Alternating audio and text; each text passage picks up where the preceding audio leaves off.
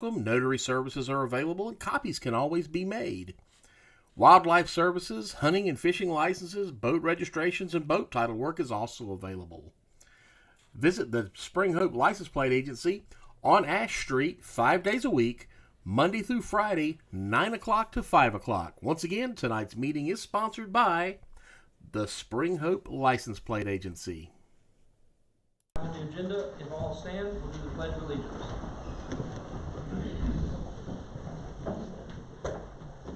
I pledge allegiance to the flag of the United States of America and to the republic for which it stands, one nation, under God, indivisible, with liberty and justice for all. Thank you all. And Reverend Pope is going to open us up in a word of prayer.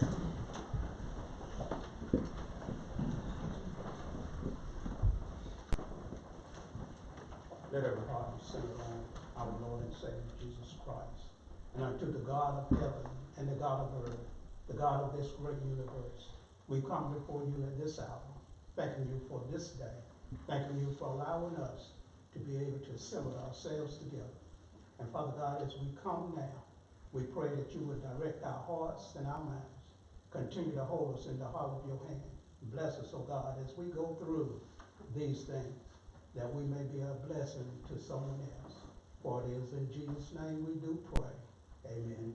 Amen. Thank you. All right, next item on the agenda is setting of the agenda, the consent agenda, and last month's minutes. And Board of Commissioners, if we have, well, first of all, do you have anything you need to add to the agenda? Tony?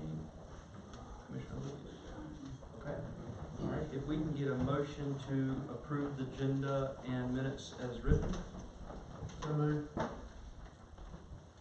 Second. All right, all in favor say aye. Aye. All opposed? All right, minutes have passed and agenda has passed. Next item on the agenda for tonight, Section 5, informal discussion and public comment. First up is Ms. Robin Vanderhoef. Robin Van in Walnut Court. I just wanted to thank you all for everything you have done to support us down there in the little community down there. It looks like things are set and going to turn out well, so thank you. More work to be done. Yeah. That's right. And I'll Thank be you there for to make being sure we're patient doing and it. working with us. Thank you. Thank you. Next to speak is Ms. Robin Krisenek. I didn't realize I was this late, but let me get the topic out of my phone. In the previous administration, I heard a lot of, well, the mayor can do this, or the mayor can do the meeting this way, and the mayor can do the meeting that way. So in 3 months' time, the public forum has changed 3 different times. Let me get my topic out first. In the previous administration, we had to put our topic, it had to be a question, it couldn't be, quote, a comment, because the first time I had a comment, they wouldn't let me speak. That's on tape too, also. Then, I believe it was January, maybe February, I can't remember, we had to give our topic, I said something, and Andrew said that we did not have to give our topic, just our name. So then when I asked to be on this month's public forum, Michelle said we had to give our topic and our name. Okay. And I said, well, Andrew said we didn't have to. So then Andrew sent me a text, or maybe he replied to mine, that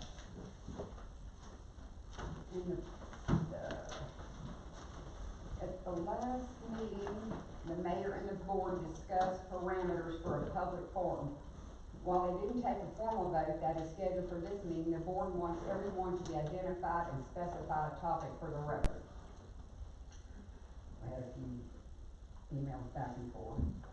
And so, but the board at its sole discretion may vote prior to, okay, the board at its sole discretion may vote prior to this month's public forum. So my question is, if the board can, at its sole discretion, vote before a public forum, are there records of these backroom votes? are there records of the backroom votes, not in front of the public? Answer is no, okay.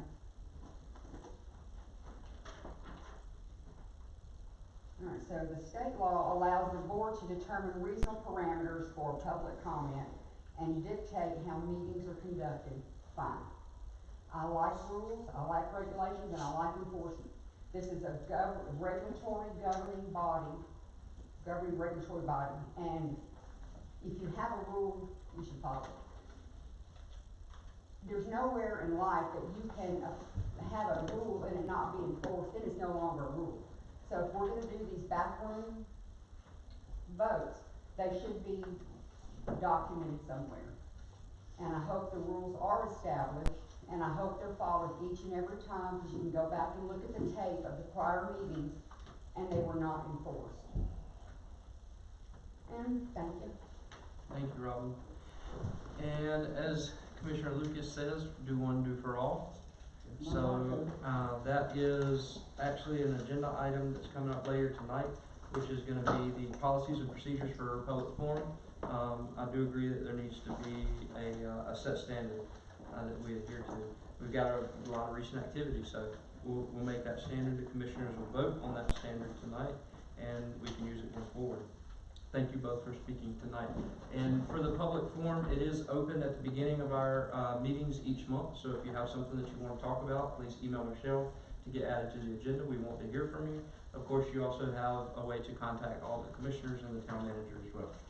Thank you. And next item on the agenda, old business. I'm going to pass it over to Mr. Andrew Diano, town manager. We're going to discuss the update on 205 West Main Street and the CMAQ withdrawal.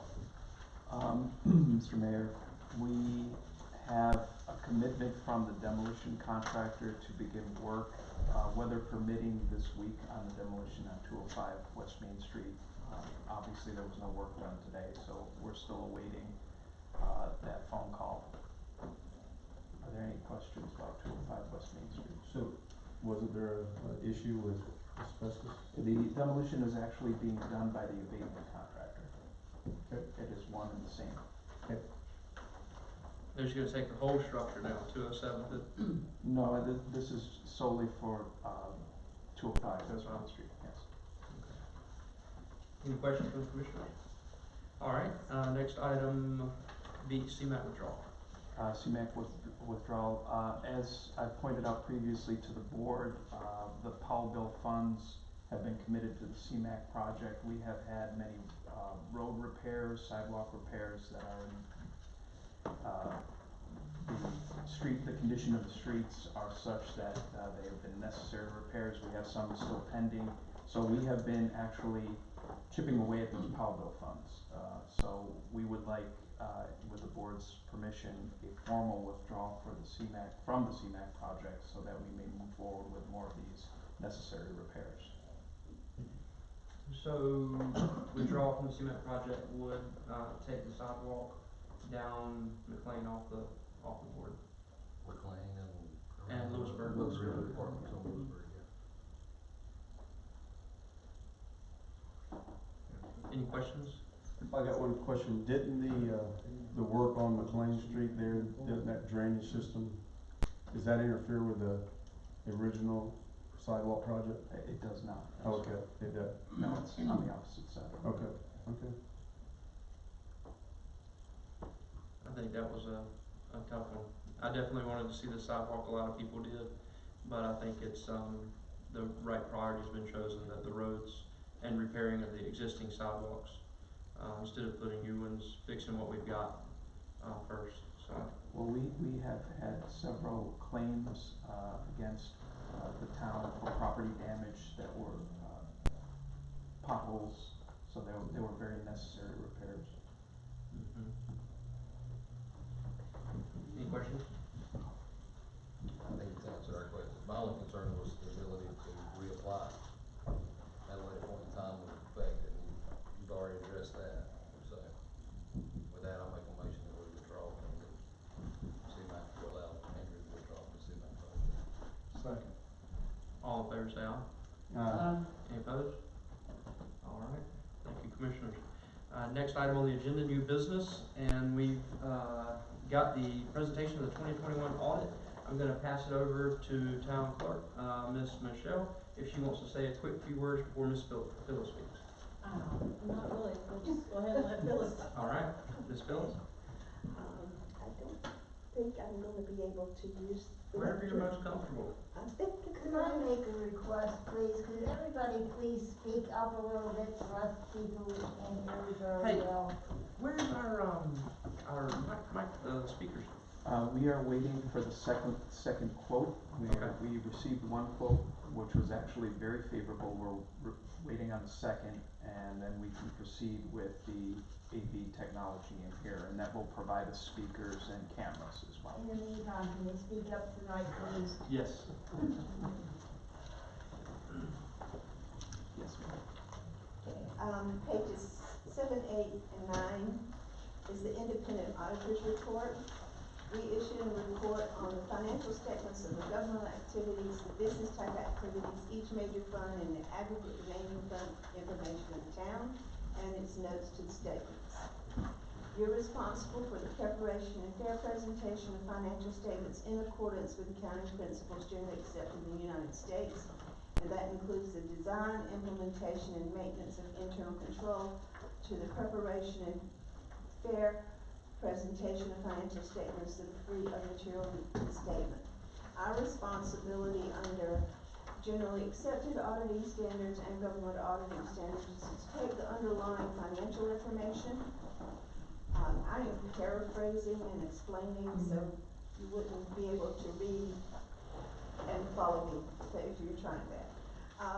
Anyway, we take the underlying documentation, the financial statements is presented to us, and we basically go through and verify balances within a material amount. And then we issue an opinion whenever we have enough audit evidence. We determine that when we have enough audit evidence by looking at the percentage of transactions examined. Based on our work, the financial statements that we're presenting refer to, in all material respects, the financial statements are fairly stated and in conformity with generally accepted accounting principles. That's an unmodified or clean opinion. So that's the best opinion an auditor is going to give you. These statements include management's discussion and analysis and various pension schedules that are required by the state auditor's office. And we are simply entering data. We're not really tying out the numbers or doing analytical analysis on them, so we're not rendering opinion. We're prohibited from rendering opinion on these schedules. The supplemental schedules, which are your budgetary schedules, your property taxes, and your schedule of expenditures and federal and state awards. We do, however, test. They do agree to your financial statements. They're actually derived from your financial statements, and that's an unmodified or clean opinion. We've also issued an unmodified or clean opinion on your internal control over financial reporting under government auditing standards to test the compliance with certain provisions of laws, regulations, contracts, grant agreements, and other matters. And by other matters, it means if we were to find fraud or embezzlement, illegal acts, something of that nature, which we did not. But that's what we're looking for. Page 22 is the statement of net position. Management's discussion and analysis was prepared by your outside accountant. So we're not rendering an opinion, so we don't talk about that in the meeting. That would be his responsibility. You had total assets of $7.3 million on the full accrual basis of accounting. Deferred outflows of resources, $205,000, all of which relate to your pension deferrals. Total liabilities of $1.9 million. Total deferred inflows of resources of $105,000. Your total net position was $5.5 million. Page 23 is a statement of activities. Your total expenditures were $2 million. Charges for services, $710,000. Operating grants and contributions, $127,000. Capital grants, $177,000. Your total other revenues were $1,099,000. And your change in net position was $72,000, and that leads, of course, to the new net position of $5.5 million. Those are the full accrual statements, and on page 24, we go with the modified accrual statements. You actually maintain your books for your general fund and your other governmental funds on the modified accrual basis of accounting. We had very few adjustments with these statements. Your total assets for your general fund were $1.6 million. Your total liabilities, $34,000. Your total deferred inflows of resources, $13,000. Your total fund balance is $1.6 million. Your unassigned fund balances were a little over $1 million.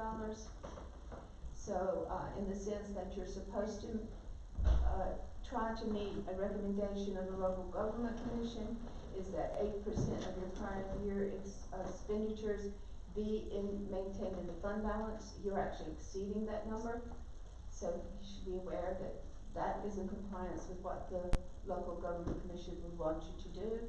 That number is changing because 8% is a recommendation, and they have over time started to look at a higher number, wanting the towns to be 30% or 40%, which is hard to do. It's hard to build reserves to that extent. The cash that you had in the general fund was $1.1 million. You had restricted cash, $437,000. And when you have POW bill and other activities, public safety, the Brownsville project, that restricts cash legally, so that's why that's showing in the statements. On page 25 is a statement of revenues, expenditures, and changes in fund balances. The total revenues for all your governmental funds was $1.5 million. Your total expenditures, $1.3 million. You had total other financing sources of $8,000, and that leads to a net change in fund balance of $199,000. Page 26 is a reconciliation of the modified accrual statements to the full accrual statements, the statement of activities, basically, that $76,000 for the governmental funds. It does not include your proprietary funds. Page 27 is your comparison of budget to actual. We got your original budget, your final budget, and then we look at your actual expenditures and whether or not there are any variances. You do have two areas that are budgetary over expenditures. The reason that occurred is that the council had amended the budget, and then when the books were finalized and closed, there were adjustments made to them by the outside accountant that threw them over bounds, if you would. So that's a procedural change that needs to occur, is that the budget be amended after the books are ready to close. Or maybe you could build in some flexibility into the budget. That would be helpful too. Page 28 is the statement of net position for the water and sewer fund. It had total current assets of $562,000, total non-current assets of $3.2 million, total assets of $3.8 million, deferred outflows of resources, which is again the pension cost for this fund, of $7,500, total current liabilities $69,000, total non-current liabilities $724,000, total liabilities $794,000, deferred inflows of resources, which is again the pension deferrals of $615. So the net position was a little over $3 million. On page 29, the statement of revenues, expenditures, and changes in fund balance for the proprietary fund. The total operating revenues were $522,000. The total operating expenses were $571,000. Non-operating revenues was $44,000. And overall, there was a loss of $4,000. You should plan on this fund being self-sufficient, and that means that revenues covers expenditures. So sometimes you have to reduce expenditures or increase rates for the charges for services to maintain that level, but that is the expectation that, you maintain a balanced fund and that that operating revenues is a positive number, if you would. And in this case, it's a negative number, but that is due to your depreciation. Because you do have quite much depreciation going through that fund, $109,000.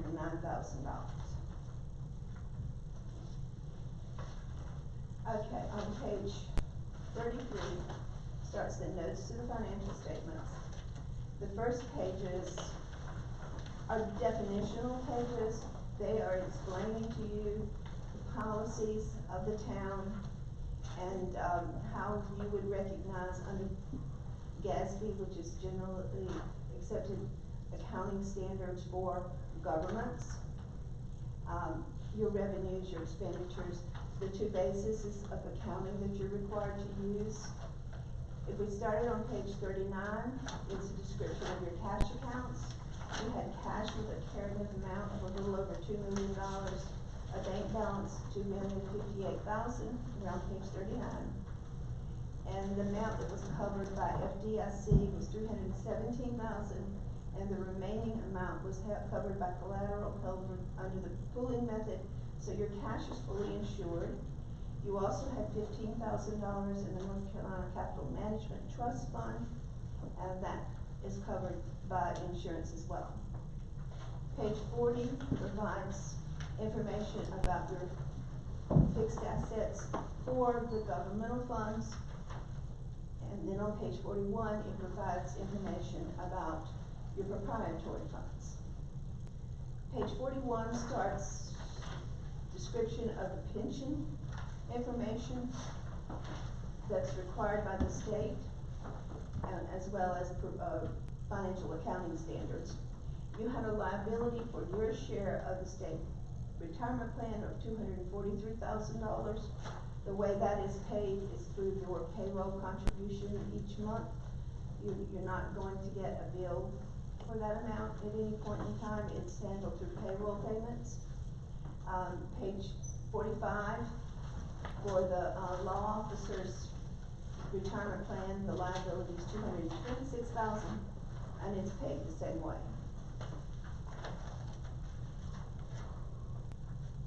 And those pages go on until we get over to page 48, and we talk about your direct borrowing and direct placement agreements, which is notes payable. There has been wording changes in these disclosures. We have disclosed each one of the notes. In the governmental activities, you owe a total in principal of $600,000. In the business type activities, $730,000. You had a legal debt margin of $4.9 million.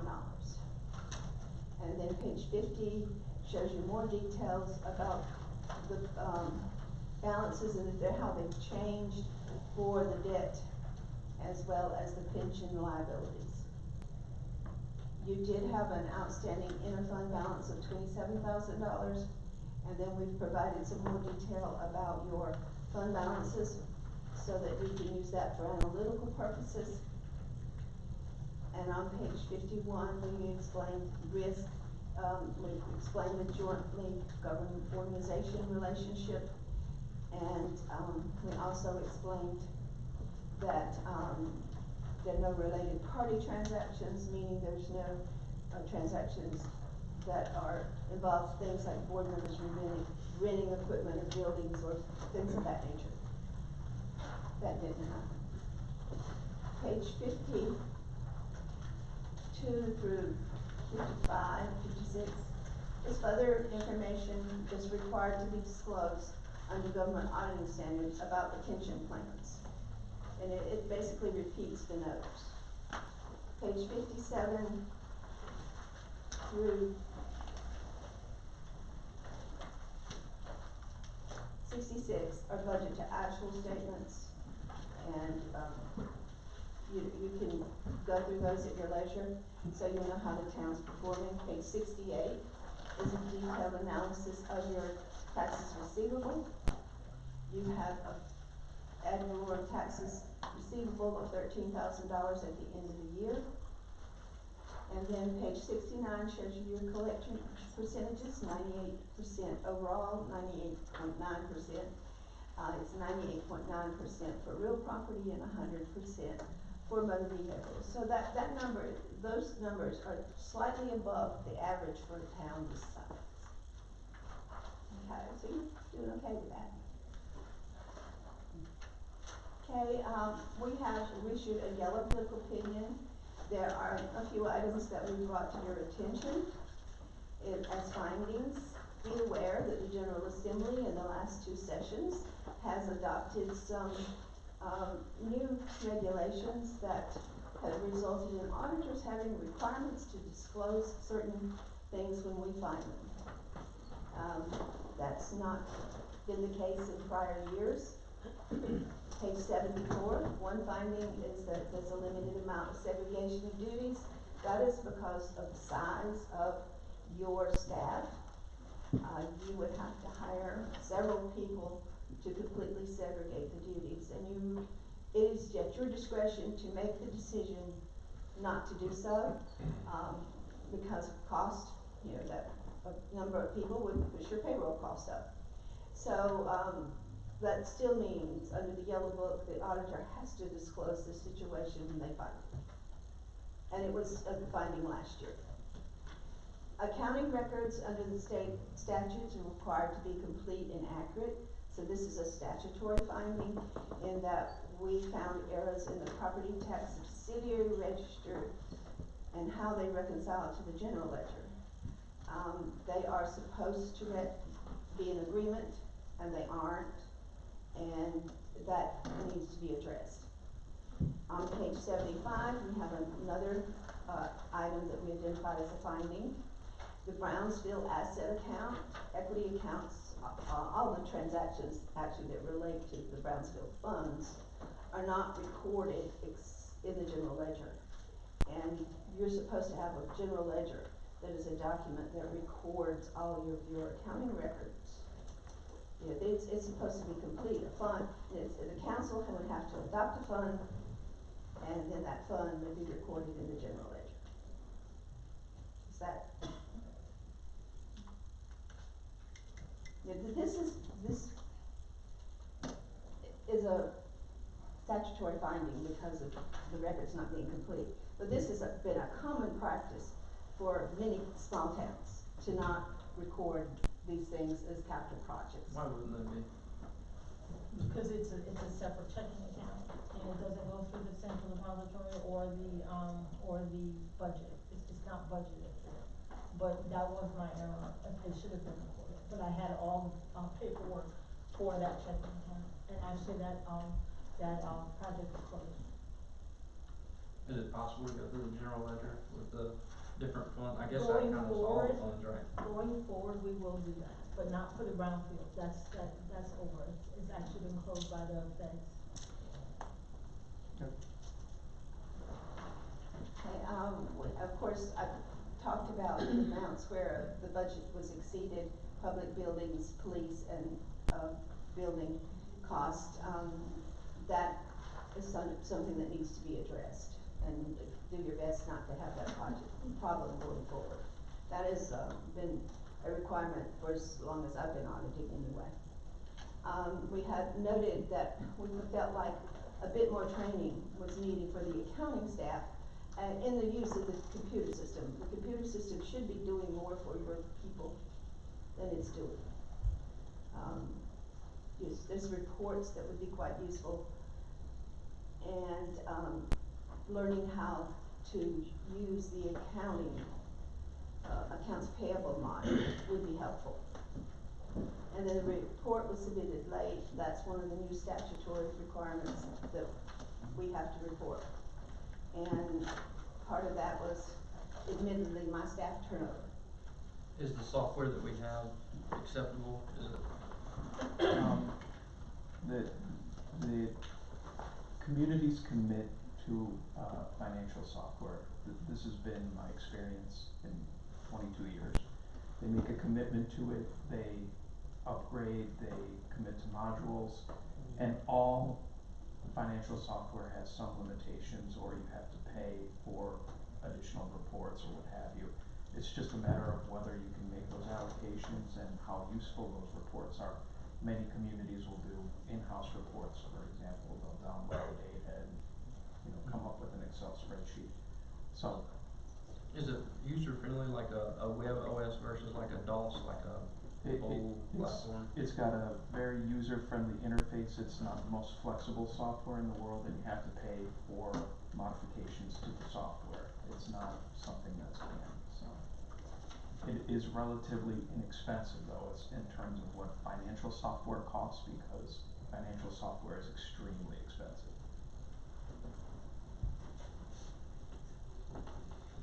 I have many towns that use this software. The initial investment is not inexpensive, and then they are giving you a basic program that, at points in time, limit some of the things that you'd like to be able to do. Are we able to meet all this room for improvement you're talking about with the software we have? Well, the reports that I do currently are PDF, they're not Excel spreadsheets. So if, in the future, if we want Excel, then we can do that, but it doesn't change the numbers. The numbers are the same whether you present them in a PDF form or whether you present them in Excel form. It's not gonna change the bottom line, the numbers are the numbers. It's just gonna change the way it looks. Ease of use for you. Yeah, I mean, it's good the way it is, but if you guys want to do Excel spreadsheets in the future, we could try, maybe work on that if we have extra people in the office. Well, that's what I hear too, when she first started about that, is about employees. Yeah. And, towns' plans in the future to expand, and maybe it's time to look at that too. Thank you. Thank you. Anyone have any questions? I want to thank Ms. Phyllis for her efforts in completing the audit. I know it was through great personal sacrifice and some tribulations of her own.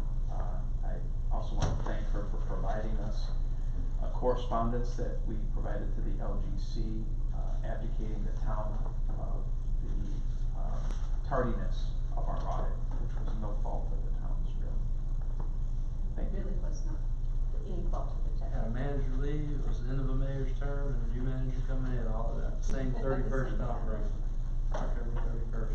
Is there any main, focus point you want us to take from this presentation? Well, if your plans are to grow your accounting system, and then always have, good oversight, because that's how you do reduce opportunities for that, the fraud, is good oversight. And commissioners, on page 29, the water fund operated at a $48,000 loss if it had not had been for the $53,000 in grant projects. So a painful topic that you guys are eventually gonna have to vote on is raise the water rate. That was the thing that stuck out the most when I was looking at it. Thank you so much, Ms. Phyllis. Thank you for having me. All right. Next item on the agenda is gonna be the policy and procedures for the public forum. Commissioners, the next paperwork in your packet is General Statute 160A-8.1-1, public comment period during regular meetings. So at this point, if you guys wanna have an open discussion about what you feel would be good criteria for the public comment section, if you have some suggestions, recommendations, Mr. Manager, do you have any? Open the dialogue with the commissioners. I would say that Michelle has provided you all not just with the statute, but some information on what is reasonable and customary in terms of policies and procedures. It's reasonable and customary to identify oneself, perhaps where they live, have a reasonable time limit, discuss what the topic is in advance. Those are all reasonable and customary. Michelle, do you have anything to add? No, not really. And then I did read that it does need to be something relevant to what this governing body can actually address. It can't be something that the county would have to address or the state. Mr. Attorney, do you have any advice on this? Again, we just wanna create a, a policy that's fair and equitable for everyone, and that it's just set, it's there, it's in place. Yeah, whatever you said, you can change it too, so if you implement something and feel like it needs to be tweaked, you can always update it too. Do you all want to make recommendations to start with a few base points? Register with Michelle.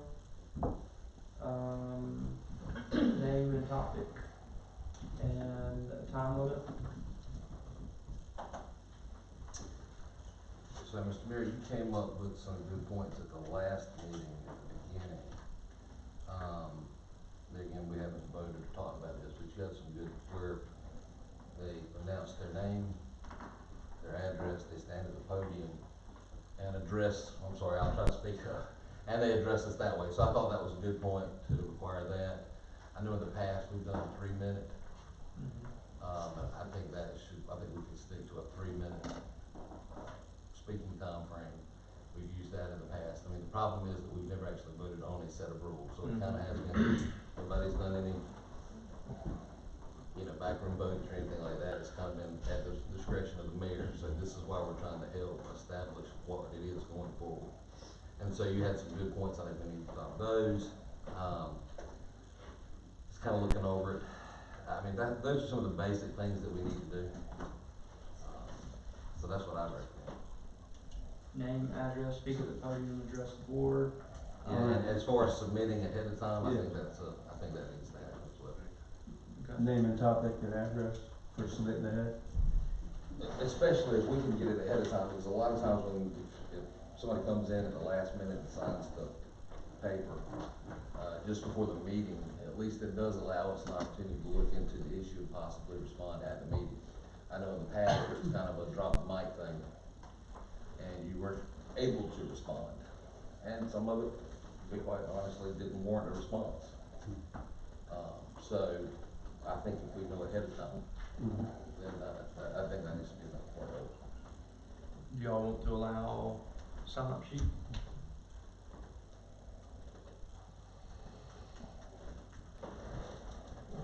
My take on it, if we're gonna set these standards and they have to go through Michelle previous, it should be I don't know, a time set. Whether it's a week before the meeting, that Michelle has the names, the addresses and the topic. And then that would be set, and I don't know if you would need How many some- days prior? Well, that's what I'm saying, it could be a week before the meeting, I don't know, I'm just, Three days prior? Yeah, I usually try to get the packets out Wednesday or Thursday. yeah, So if it could be by then, that way it's already printed up and all that, and. So if you're gonna get the packet out on Wednesday, maybe the topic and the name and address, you need that by Monday. that's a week before. So that's a week before, that gives you 2 days to get it in there, That's and we got some time to review it. Alright. Email submission a week before, name, address, topic of discussion, 3-minute maximum, stand at the podium, address the board, state name and address. I think one thing that was good in the stuff that I read through this afternoon is, if you had a number of people speaking about the same topic, Correct. would be to have them delegate one person to speak to make their point known, rather than to take up a lot of time with 5 people covering the same topic. So should it be like a civic club or organization with multiple members, then they would delegate one responsible party to speak on their behalf. And the other members of that organization, if they were present, they wouldn't be, they would be just that one delegated member. I mean, this was something I was thinking of. What about emergency topics? This ain't public hearing.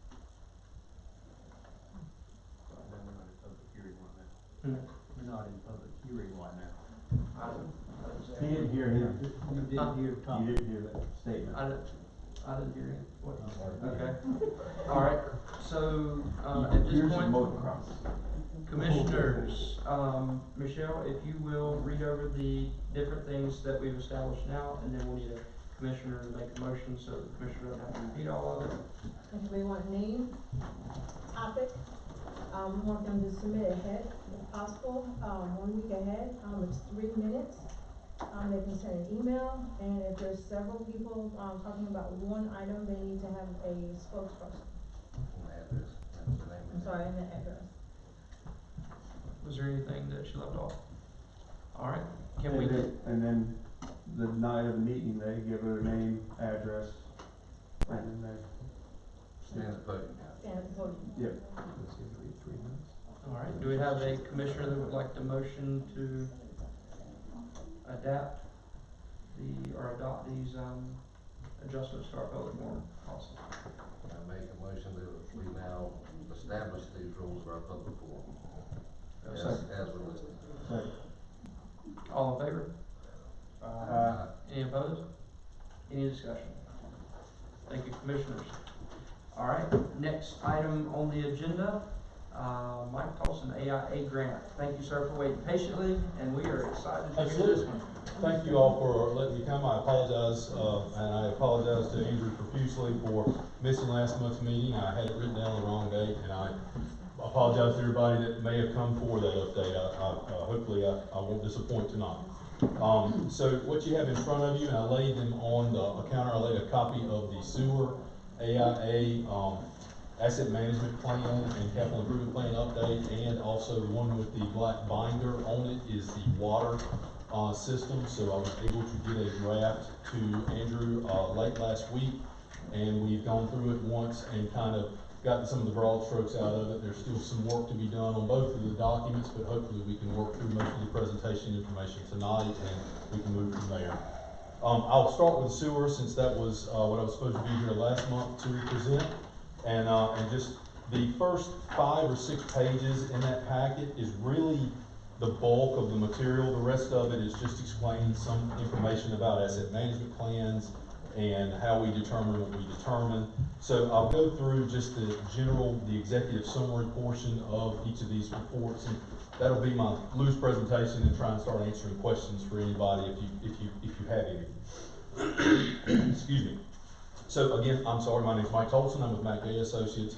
You guys were kind enough to contract us to do this AIA study, and we are happy to present this for you tonight for consideration. So overall, the existing sewer collection system, based on scoring of the manholes and the above ground assets that we could locate and see, is in poor condition. And that is based on visual inspection of each manhole in town, based on the age of materials that are able to be discerned from above ground in everything. Many of the manholes in town, and lots of the system, the original system in town was built back in 1919 by an actually earlier version of our firm. And J.J. Wells was the company that did that. He was a civil engineer that did a lot of work in this area. But you're looking at an initial sewer system that dates back to 1919. Now, a lot of that system has been upgraded and changed out over time, but it is possible that there are some of these manholes that are 100 years old in the ground out here that are just, they've been cleaned and lined and are still in place today and still functioning, but not necessarily up to today's modern standards.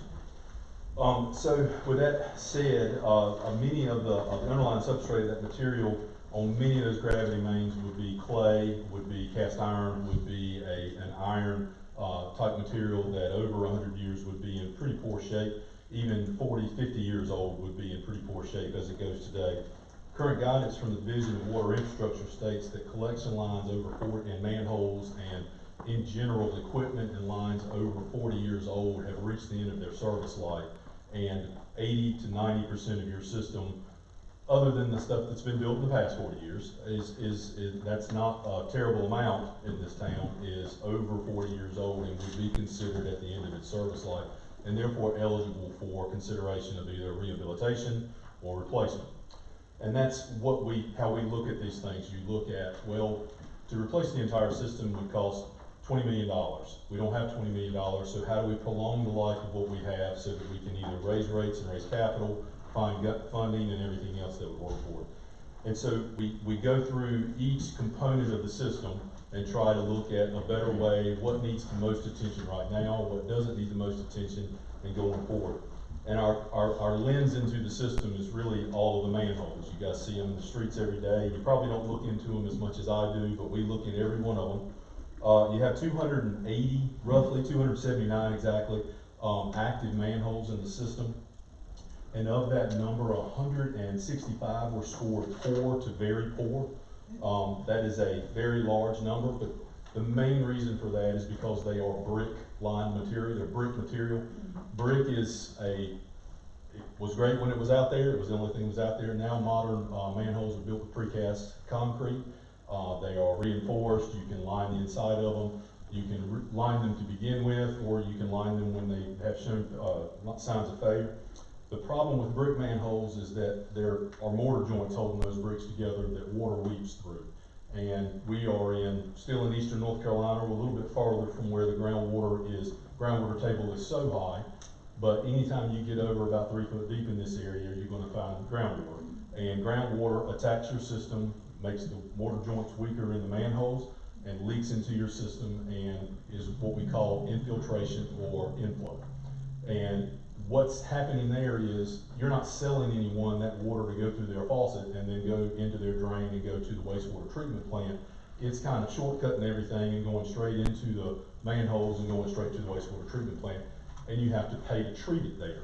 You don't have a vehicle to capture that revenue of what you would send to someone's house and they would drink or flush their toilets, wash their clothes, those sorts of things, and it's just entering your system and kind of robbing you of the dollars you have available to generate revenue based on wastewater treatment. With all that said, it would be very advantageous for the town to consider a rehabilitation project that would reline these existing manholes that are out there.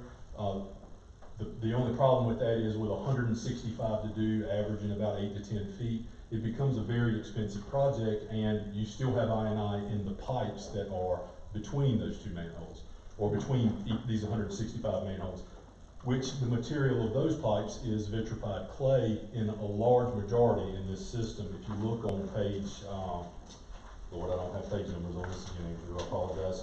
The one I printed doesn't. But if you look on the next page, you'll see the Spring Hope sewer gravity main summary, and you've got, those are all the sizes and those are all the materials, and if you look, the overwhelming majority of your system, you have 42,000 linear feet of vitrified clay. Vitrified clay is what a lot of people call terracotta pipe, and it is a brittle material. It's been fired, and it's hard. It's very, very durable, but when it cracks, it is completely failed, and it's going to let in water just like those manhole brick joints will as well.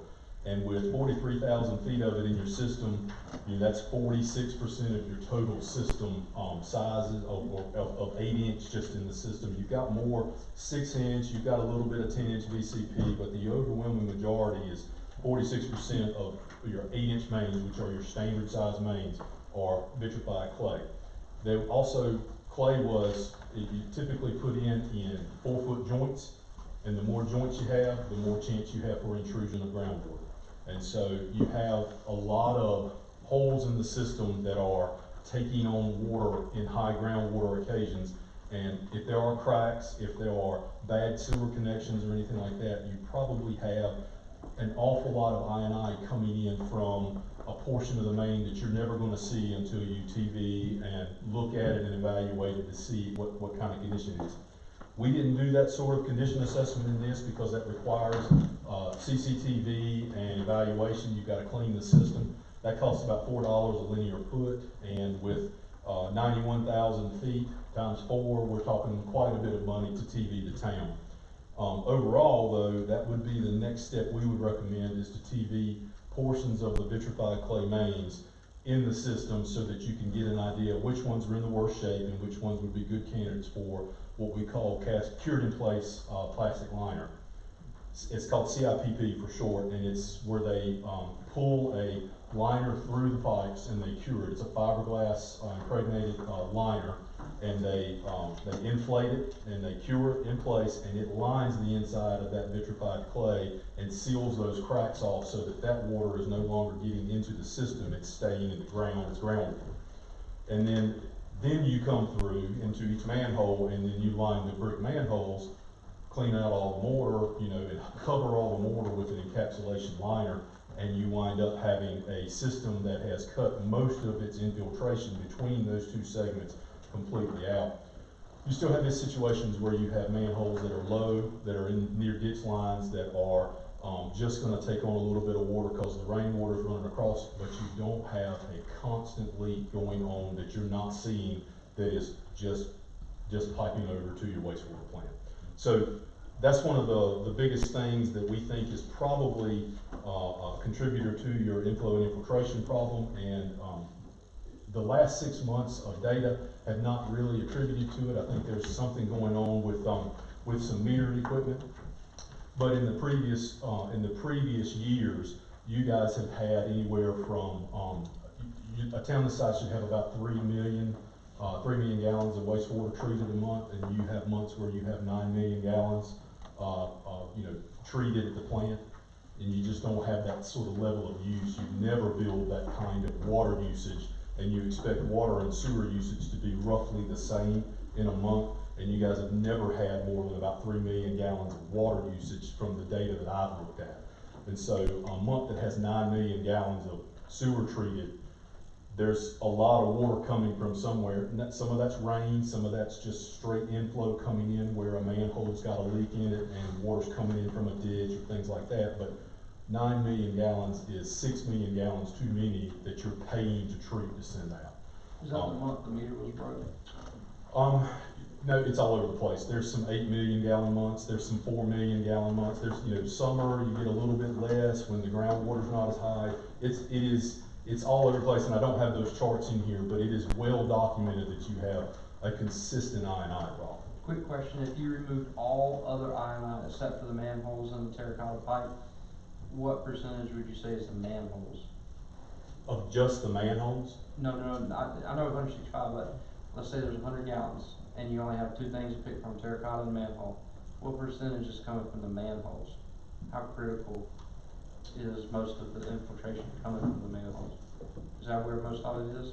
I would say that the manholes are a large contributing factor, but the pipe is the underlying. Your manhole runs from the same depth of the pipe all the way up. The pipe is running in that depth all the way. Those four-foot joints, every 4 feet from here to there are taking that water in. If that manhole and that groundwater is between here and there, that pipe is in that plane. That manhole is only in that plane for those 2 or 3 feet. So there's more groundwater coming into those, attacking your pipes. And the process to really seal them out would be to line the pipes and then come back in and line the manholes, because the manholes then seal around, you seal the manhole around the pipe. So it creates one sort of sealed system that way, if that makes sense. It does.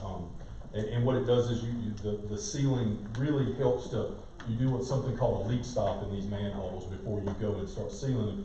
So that person goes in, they plug the main, or plug the mains in the ground, and they blow a fan in and take, if there's roots or if there's leaks coming in, they'll drill holes in the side of them, and they insert what they call a hydrophobic caulk into it that stops the leaks, and then it will dry them up. They'll dry them, make sure they don't see any active leaks, and then they'll put this liner on so that it can adhere the way it needs to. So you stop the leak for the short term, but then you put that liner in to kind of keep that leak from trying to reappear.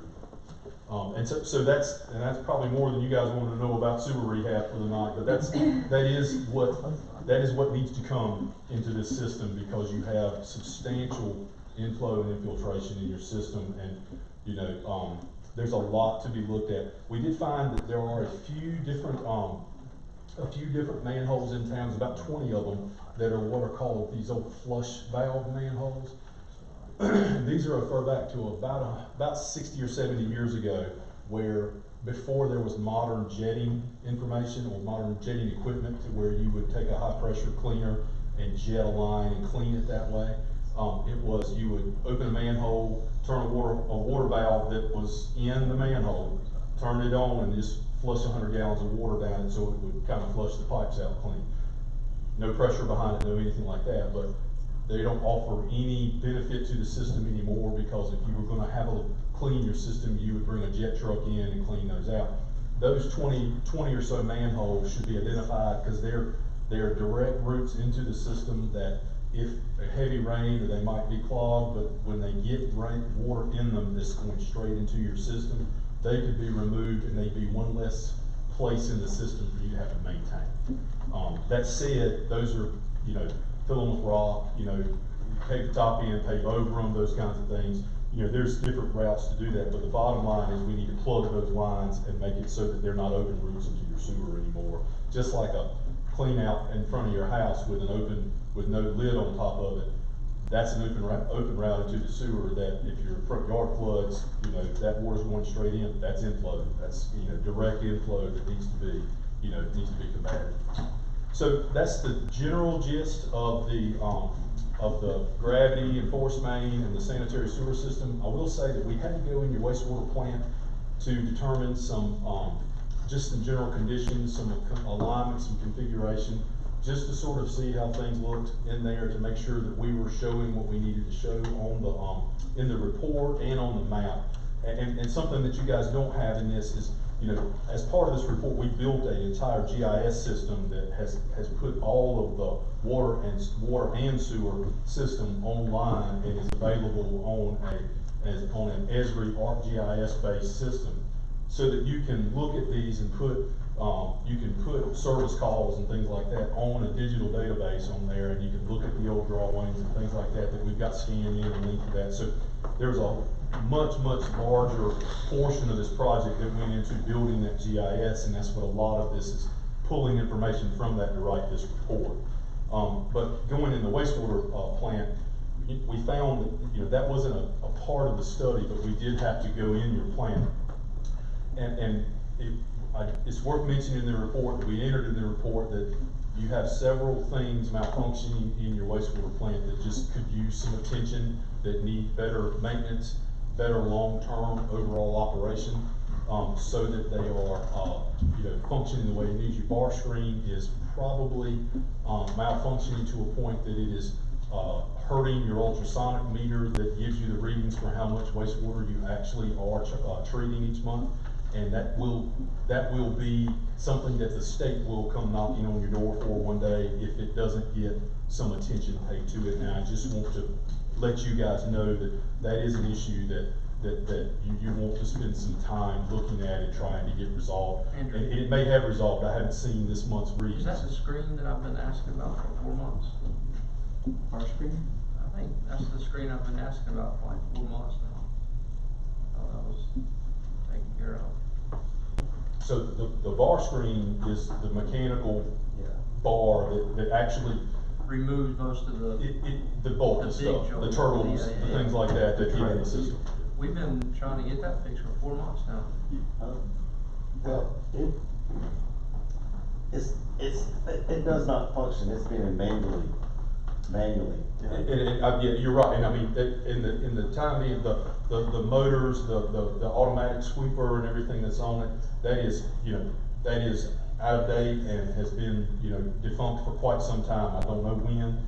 I just know that what you are relying on right now is a mechanical scraping of your bar screen that was an automatic scraping unit, but it hasn't been functioning in that way in a How long much is the ultrasonic reader? Are we kicking ourselves in the foot by not getting this other thing fixed?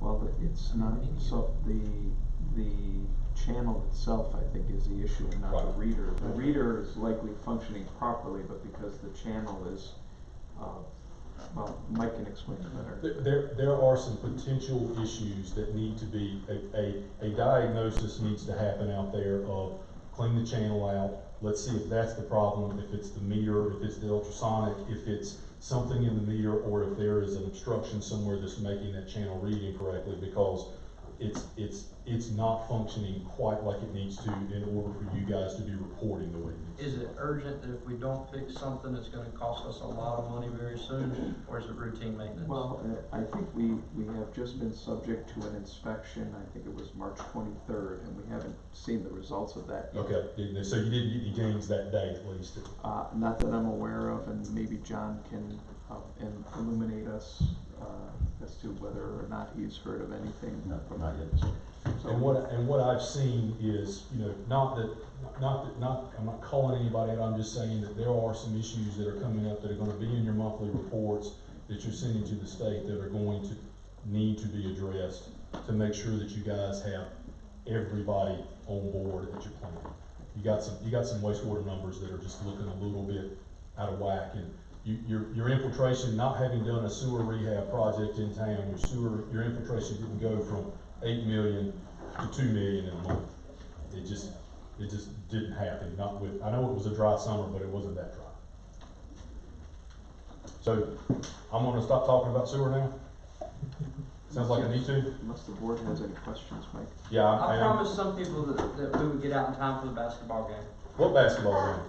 I don't know anything about any basketball game. I'll be in some But today. I can promise you that there will be a lot of questions from everybody about this, I'm sure. So I can breeze through the water real quick, or I can just leave it for you guys to chew on, and I can come back next month and talk about it, because that's really, we had given, and I'm Sending whatever. that to us tonight, so Yeah, we had time for it. yeah. Let's chew on it. Y'all wanna chew on it?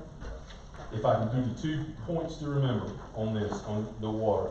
So, water system, 1920, same number, roughly, original parts of the system. There are parts in other towns, 150 years old, same cast iron, pipes with leaded joints, working fine, no problem. But, we've just pulled water samples last week, I'm waiting on the results, I'll have that stuff in 10 to 14 days, so by the time I come back next month, I can probably talk about that. I couldn't pull samples till just the other day.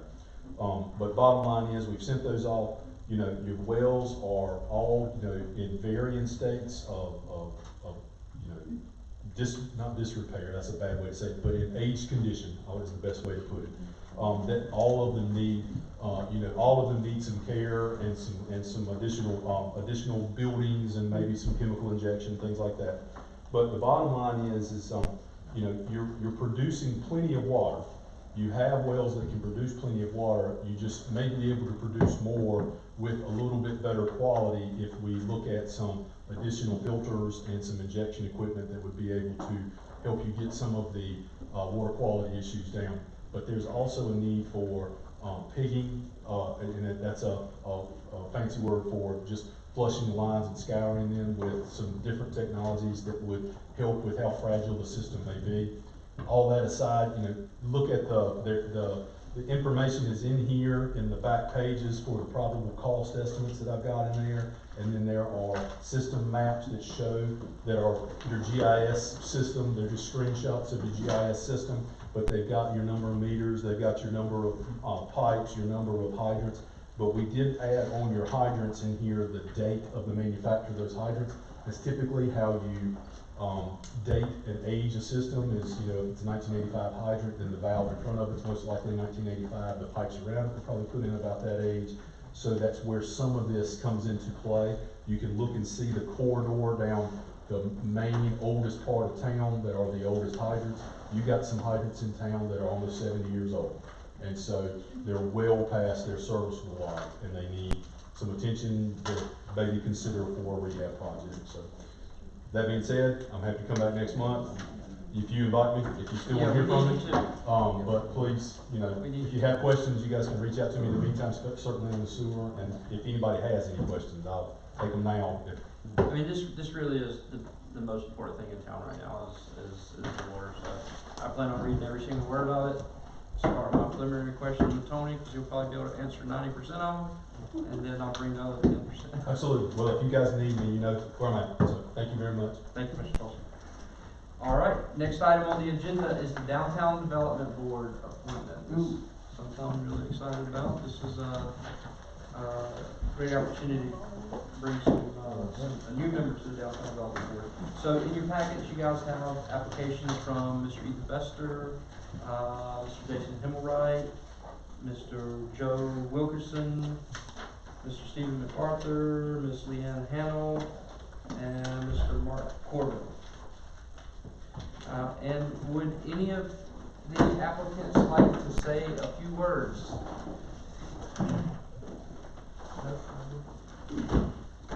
I'm Jason Himmelwright. My big thing is I got the time to actually work on this kind of stuff.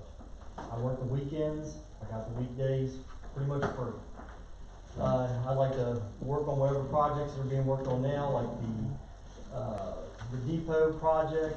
I feel like that one, it's sort of full speed ahead when it should be kind of re-looked at since the trains might be using the track again.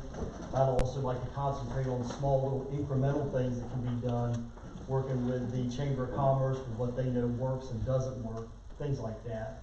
And actually get busy and get stuff done. That's it. Thank you, Jason. Would anybody else like to speak on why they feel they would benefit the Downtown Development Board?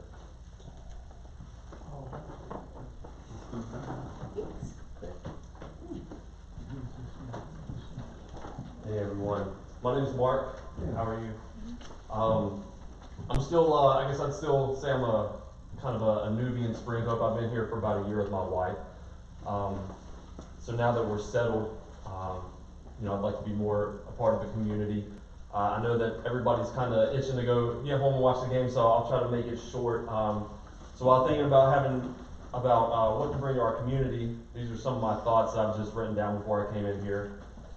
I believe in keeping the small town feel while building community, everyone working and thriving together in harmony. There are small businesses here, but a lot of times those businesses only have about open doors 3 to 4 days a week. Not doing anything that's going to hurt the local business, but create ways to take them to new levels. I think it'd be great if we could do something to add conveniences such as hardware stores, more mom and pop diners, nothing commercial, coffee shops. Build our town by bringing people in and enthusiasts, hosting events, gun shows, car shows. We have a gym here, so we could have lifting competitions, cook-offs such as chili and barbecue. I think it'd be fun to have farms that allow public picking, such as strawberry farms. Host charity events like color runs, incorporate the fun factor. People love fun, people love food and entertainment. So I think it'd be great if we had things like festivals. That way we could bring in entertainment, bring in vendors, bands, local brewers, commit to long-term value for people by creating vocational programs for the trades. And I think it'd be great if we had stores selling local products such as jams, preserves, art, local crafts. And you know, these are just a few things I've thought about. It's not all encompassing, but just a few thoughts that I had before coming before you to the meeting today. All right. Thank you. Thank you, Mark. Anybody else like to say a few words? Nothing like that.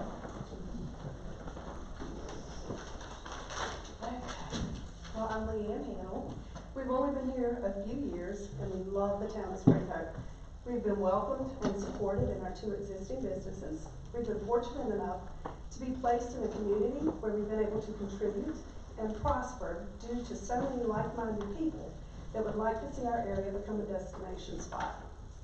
We bring with us a realistic and thoughtful outlook towards the future, having a background in real estate development, construction, property management, and currently the system administrator for the state capital project system, as well as a member of the board of directors of the Chamber of Commerce and serving on the Mayor's Advisory Committee.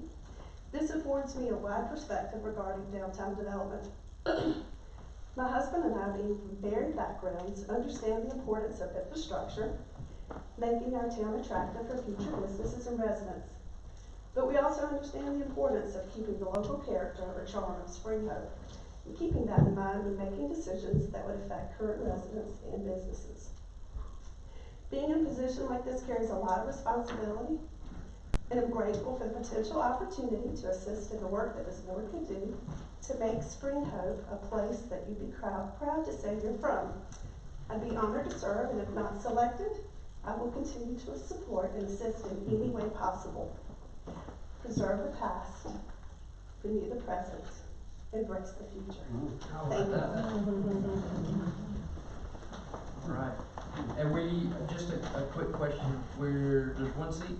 No, there are actually two seats, Mr. Mayor, because Mr. Barbie is actually, Okay. just holding a seat until you. Okay, so two seats. we have two Thank seats. you. Would anyone else like to speak? I guess I'm last man standing.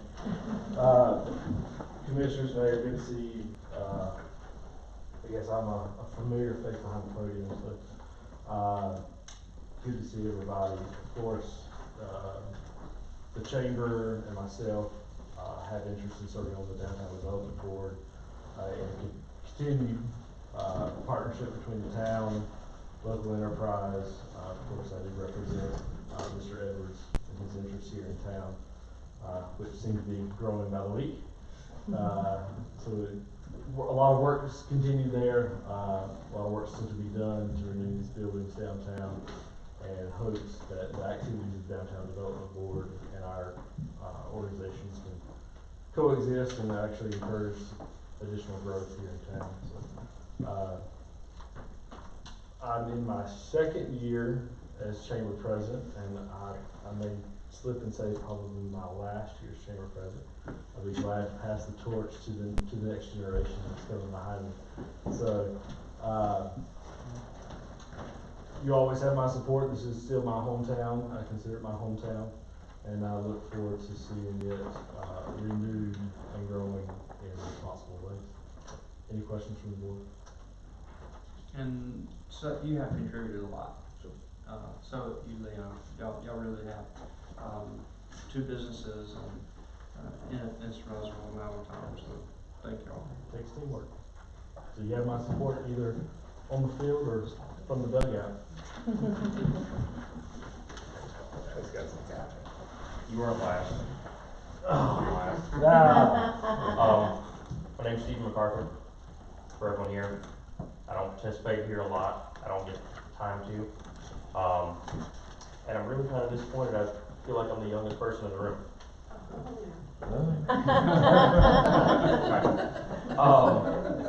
So we've been here, me and my wife and my 6-year-old, about 6 years now. I've always enjoyed everything that town brings. We would really like to see a lot of new development as far as smaller, more family-owned businesses like you spoke on. I have a 10-year background in process development. I recently just started a Six Sigma certification, if anyone in here knows what that is. Looking to bring that to the table and hopefully get some things moving. Congratulations, that Six Sigma was tough. Yeah, it's fun. Congratulations.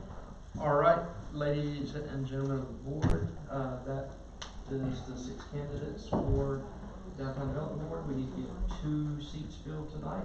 Right, and everybody has a tally sheet, at their desk. I put it there before you got here, and just vote for 2 and pass them on down, and I'll tally them up.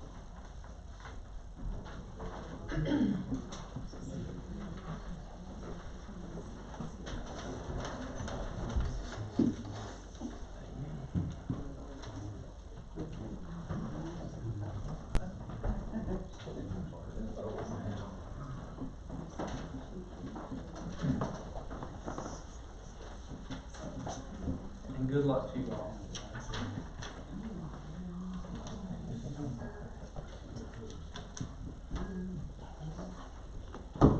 Can you let us know the winner? I'll go right now. You will? Yeah. Thank you. You want me to go ahead and tell you? Yeah, go ahead. Is, congratulations to Leanne and Mark. You are the new members.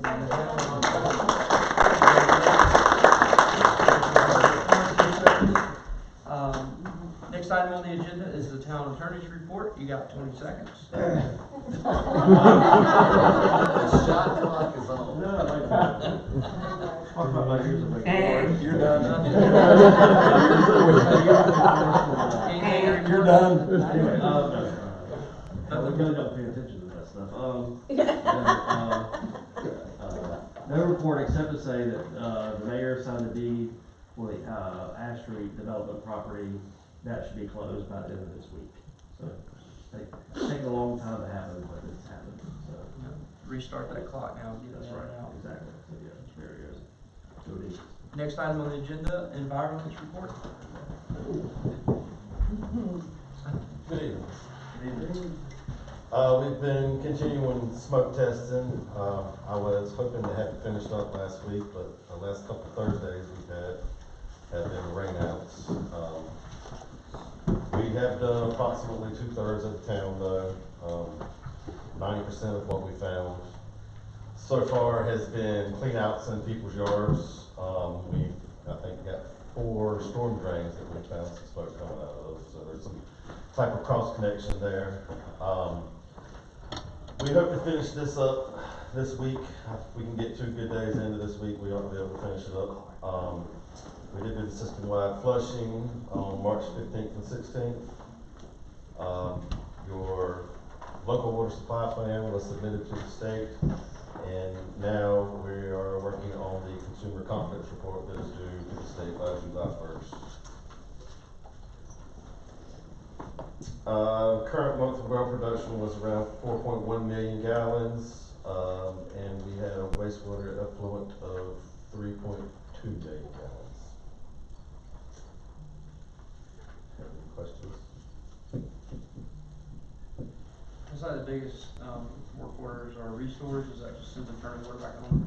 Yeah, you do cutoffs and then water turn back on when tanks are made. Is there any penalty for habitual? Well, it's every time you get it cut off, you have to pay a turn-on fee of $50. You have to pay your current and your past. So you have to get that back to zero before we turn it back on. We pay for each work order.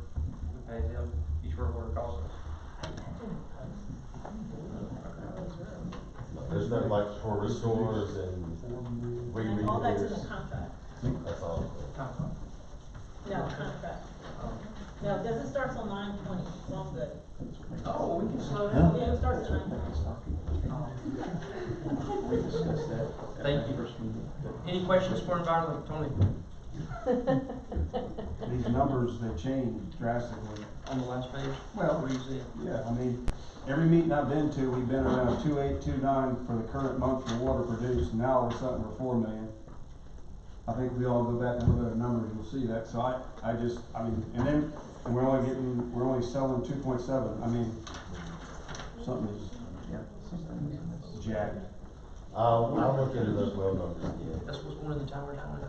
And see what's. Water produced, it's always been 2.8, 2.9. Yeah. No, Usually it's around 3 million gallons. That's right. I've seen it, yeah. I'll look into that and see what's going on there. Thank you. We just had that hydrant flushing last month. Not a million gallons. Yeah, not a million, but I'm sure that's. We talked about those numbers in the office, and there's an error somewhere. Yeah. There was a. Because we had some problems too getting the local water supply plan. We had some issues there with the amount of gallons billed versus the amount of gallons pumped. But we were able to we thought where that was coming from. When did you Some get miscalculations done. When did you get these numbers? I know we don't get them until we. I got these numbers on Friday, end of the month. I got them. Well, they were taken. I got them Friday. I got them this morning. He got them Friday. Got them to the office. I wasn't in the office on Friday. I got them this morning. So these are, I guess they're produced at the end of each month. Yeah, Yeah, they don't just through the generate until 31st. we do the bills. Right. Yeah. Just be nice, for your sake and for our sake, if you could get them soon enough that they could have, I'd like to get them earlier. You just got them Friday. I'd like to get them earlier, but when they run to the end of the month and then Monday's the first, it's kind of, you know what I mean? I haven't made it tight this time. Yeah, I got you. Let's do that though, see if you can, whatever's in this packet that we get, come fully prepared with an explanation for everything in it. Fair enough? I mean, just if there's a discrepancy like that, Absolutely. Thank you. All right, thank you, Bartley. Next item on the agenda is the police chief's report. Right, yeah. Always a concern. We had 5 incident reports for the month. Total calls for service were 158, 28 vehicle stops, 110 security checks, 4 traffic accidents, and 8 street lights reported out.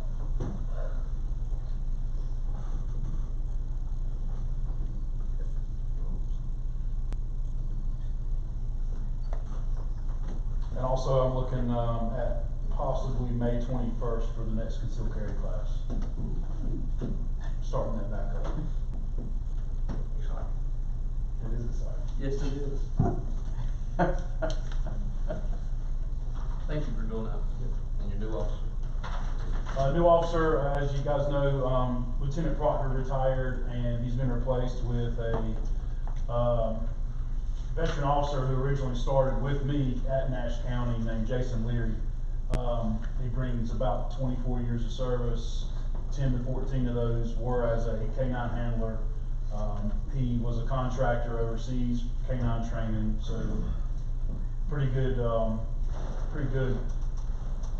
move for us. You got a pretty good knack for attracting and keeping I try. serious lineup of police officers. So thank you for keeping around. I don't know what you're doing, but keep doing it. Appreciate it. Absolutely. Thank you, Chief. All right, next item on the agenda is the town manager's report. I won't, thank you, Mr. Mayor. I won't belabor the items here on the report. I will add some items that have come up since the report. Number one, we did receive the environmental hygienist report on the community building, and excuse me, they did find some mold, so we're going to have to investigate the source of that. It was actually in the bathroom portion of the building. So that will merit some further investigation. I received notice from Miss Emily Moore, Nash County Community Development, that they have through the Down East Home Consortium some housing rehabilitation funds. So if any of you all have some potential candidates, they're looking for at least 5 to 10 households here in the town of Spring Hope. Lower income households. The threshold is not to exceed $34,200 for one resident, $39,050 for 2 residents, $43,950 for 3 residents, and so on. I have the information. They also have to be homeowners, have to have casualty and liability insurance, and cannot have had grant funds within the previous 10 years. Can I give that copy? Sure. Or I can forward it to everyone. I'll take it after the meeting. Please, sir. Speaking of streetlights, I know the chief mentioned streetlights. I have reached out to Duke Progress to initiate a program where we can replace streetlights with LEDs. So rather than just replacing them with typical fluorescents, go straight to an LED. There is an additional cost per light, but it's actually quite minimal, and the payback is just a few years. Mr. Tom White was here. We actually had a meeting this morning. He met with some of the residents at Walnut Court. I think they had a very cordial and productive meeting, and I'm happy to report, thanks particularly to the efforts of Commissioner Jeffries, who has been involved with all parties throughout this process. We did discuss implementing a radio read meter program, starting with Walnut Court and Bryson's Ridge subdivisions that we would be able to roll out in the rest of town over time, and that would bring some a significant investment in infrastructure on that side and facilitate the reading process so that we can get all these figures and expedite the billing as well. We are meeting with North Carolina Rural Water Authority this week to discuss a rate structure and how to not make it onerous in the process. So that's about all I have. We also met with some electrical contractors to discuss upgrading some of the well equipment at Montgomery Street. And where are we on Virginia Street? Where are we at with what on Virginia? That repair. What repair is that, Mr. Mayor? The routes and then all the other cuts where they paid for the previous infrastructure repairs, but they never repaid for them. need to get the paving contractor, we're waiting on a second price, so we're waiting on that. That's about it. Any questions for me? Passed a couple of things last month related to parking. What's the update on that as far as getting that, beginning to enforce that and having that sign, The from DOT? The signs are scheduled to be placed this week, and then we will begin enforcement with written warnings, and then they will be issued state tickets. Yeah, remind me how long you were gonna go with warnings before you started issuing tickets. Was it one warning and then ticket? It's usually one warning, and maybe the chief is that normal operating procedure, chief? Well, I think what we were gonna do is everything between the time that they get put up, probably for the first month or so, just make it be like a break-in period and then set a certain date, and then from that point on. But the sign should go up this week, Yes. and kind of the beginning of the enforcement would begin as soon as the signs go up. Yes. Correct? Well, I would say put the signs up And then start that month. and let it go for about a month or so with warnings, because, I mean, if you have one warning per person, then you have to have a list of who's been warned and who hasn't been warned. But when you have a cold start cutoff date, or beginning date and cutoff date, then everybody knows from this day, this is when it's gonna go live. So I guess kinda like a counseling between when they're put in for about a month or so, and then have a set date from that point on that it's gonna go into effect with a citation. Okay. Chief, and I don't know if I misheard this, something about if the local PD writes a ticket versus the sheriff's office writing the ticket, is there a difference in how quickly there's not? I mean, a state citation is a citation. Okay. I mean, you've got a city ordinance citation, and then you have a state citation. So is it a general statute that they would be violating, the no parking?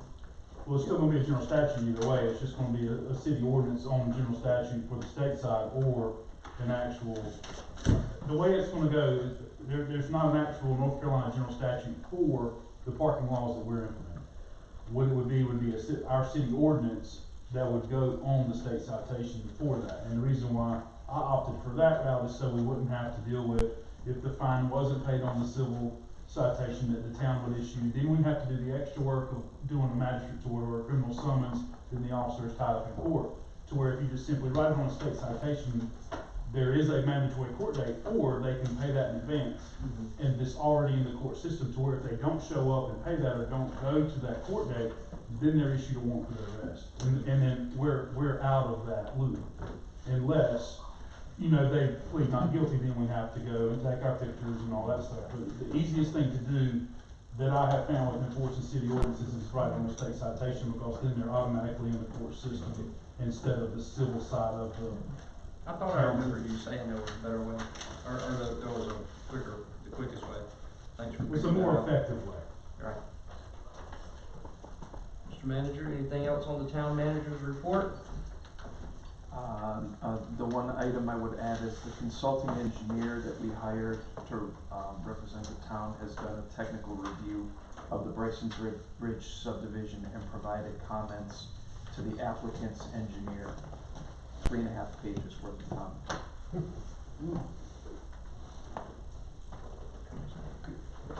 Can I read that? Yes. Thank you. And then, have y'all seen that? No, That's traps, interesting. and you actually. And actually, when I discussed that with Mr. Andy Miller, DOT, he actually said that DOT would look favorably on utilizing the tracks for a recreational purpose like this. So we still have some hoops to jump through, mainly that they would have to do an RFP. All right. Yes. Oh, budget. All right, and then, also in your packet, we do have something, you guys can vote on. We have a budget ordinance amendment number 2022-04, where we are moving $63,000, about $63,500 of the AIA grant, to be able to pay out these funds, and the expense side of the AIA grant water project and wastewater project. So we just got gotta move them so we can pay Mike Tolson, is that right? All right, do we have a motion to accept the amendment? Make a motion to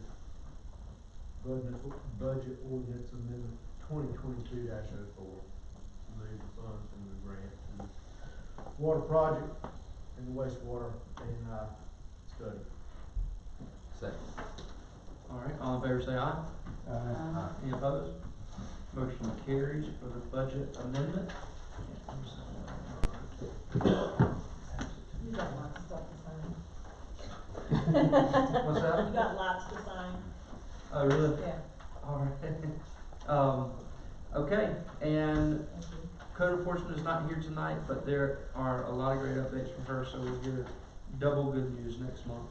Next item on the agenda of business, commissioners. We'll start with Commissioner Jeffries. Do you have any other business you'd like to discuss?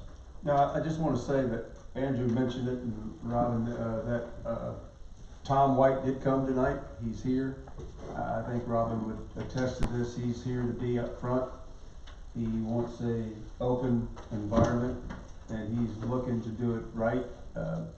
There have been some issues that have come up, not all his issues, but there have been some issues. He's taken the positive step in doing the right thing. So I think it was very favorable of him to even come tonight, so I want to thank him for that.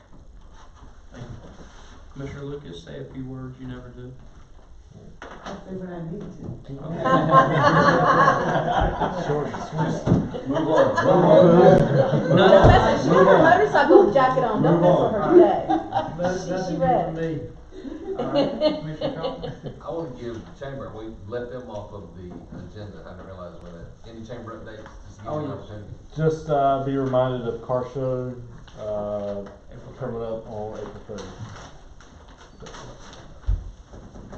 All right, we need a motion to adjourn. To adjourn. Second? Second. All in favor, aye? Motion adjourned. Tonight's meeting is sponsored by the Spring Hope License Plate Agency. The Spring Hope License Plate Agency is recently under new management and features short lines and a friendly staff. Dealer work is always welcome, notary services are available, and copies can always be made. Wildlife services, hunting and fishing licenses, boat registrations, and boat title work is also available.